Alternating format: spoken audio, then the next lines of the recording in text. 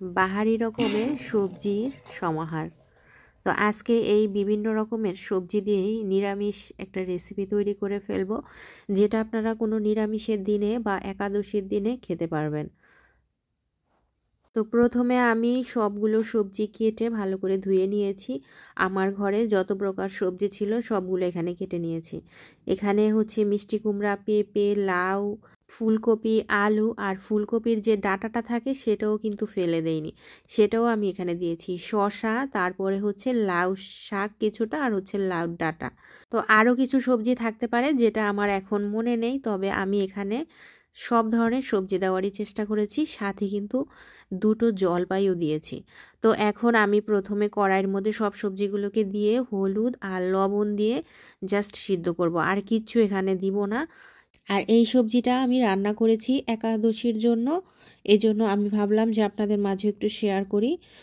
তো এদিকে হচ্ছে সবজিগুলো সিদ্ধ হচ্ছে, আর বেশি একটা সিদ্ধ করবো না, বেশি সিদ্ধ করলে সবজি খেতেও ভালো লাগবে না। সবজিটা মোটামুটি সিদ্ধ হয়ে গেলে এটা আমি নামিয়ে ফেলবো। তো সবজিটা নামানোর পরে এরপরে কড়াইটা ভালো করে ধুয়ে আবার বসিয়ে দিলাম চুলাতে। এরপরে দিয়ে দিচ্ছি তেল, এখন হচ্ছে ফোড়ন দিব। এবার তেলটা গরম হয়ে গেলে এর মধ্যে কিছুটা শুকনা মরিচ দিয়ে দিচ্ছি। তো আমি কিন্তু এখানে কাঁচা মরিচ ব্যবহার করিনি, আর কয়েকটা তেজপাতা দিয়ে দিয়েছি। তো এই দুটো ভালোভাবে হয়ে গেলে এর মধ্যে ফোড়ন দিয়ে দিচ্ছি সাদা জিরা। একাদশী ছাড়া আপনারা যদি এই সবজিটা রান্না করেন তাহলে এখানে পাঁচফোড়নটা ব্যবহার করবেন, কারণ পাঁচফোড়নের ফ্লেভারটা আরও বেশি ভালো লাগে আর খেতেও বেশি ভালো হয়। তো এদিকে আমি ফোড়নটা হয়ে গেলে এরপরে সিদ্ধ করে রাখা সবজিটা এখানে দিয়ে দিলাম। প্রথমে সিদ্ধ করে নেওয়ার কারণ হচ্ছে যেহেতু আমি এগুলো হচ্ছে ভাপ দিয়ে নিইনি, আর ফুলকপির ডাঁটও দেওয়া, ফুলকপি দেওয়া একটা গন্ধ আসতে পারে, তার জন্য আমি লবণ আর হলুদ দিয়ে সিদ্ধ করে নিয়েছি।